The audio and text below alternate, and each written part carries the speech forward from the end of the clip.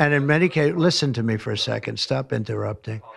That it's never acceptable to assault a police officer. Sure. Right? So then if I can, among those you pardoned, DJ Rodriguez, he drove a stun gun into the neck of a DC police officer who was abducted by the mob that day. He later confessed on video to the FBI and pleaded guilty for his crimes. Why does he deserve a pardon? Well, I don't know. Was it a pardon? Because we're looking at commutes and we're looking at pardons. Okay, well, we'll take a look at everything. But I can say this. Murderers today are not even charged. You have murderers that aren't charged all over. You take a look at what's gone on in Philadelphia, take a look at what's gone on in LA, where people murder people and they don't get charged. These people have already served years in prison, and they've served them viciously. It's a disgusting prison. It's been horrible. It's inhumane. It's been a terrible, terrible thing. So these people have already served a long period of time, and I made a decision to give a pardon.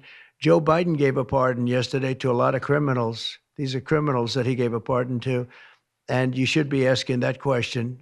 Why did he give a pardon to all of these people that committed crimes? More than 400 of the people that you pardoned, though, assaulted officers. So I want to ask you about the Vice President, J.D. Vance. He said, this is a week ago, he said, if you committed violence on January 6th, obviously you should not be pardoned. Why is your Vice President wrong? Well, only for one reason. They've served years in jail. They should not have served, excuse me, and they've served years in jail, and murderers don't even go to jail in this country.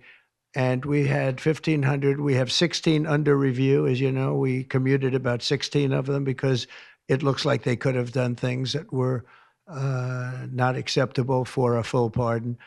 But these people have served years of jail, and their lives have been ruined. And in many cases, listen to me for a second. Stop interrupting. They've served years in jail. And if you look at the American public is tired of it. Take a look at the election. Just look at the numbers on the election. We won this election in a landslide because the American public is tired of people like you that are just one-sided, horrible people in terms of crime. You don't talk about all the people that have been killed. Mr. President, the leaders of the Proud Boys and the Oath Keepers were free following the pardons yesterday. At the time, back in 2021, you urged them to stand back and stand by. Is there now a place for them in the political conversation? Well, we have to see they've been given a pardon. I thought their sentences were ridiculous and excessive. One of the guys took down a flag that was an anti-American flag, and he was given years in jail. I don't know the exact number, but he was given many years in jail. I thought it was very excessive.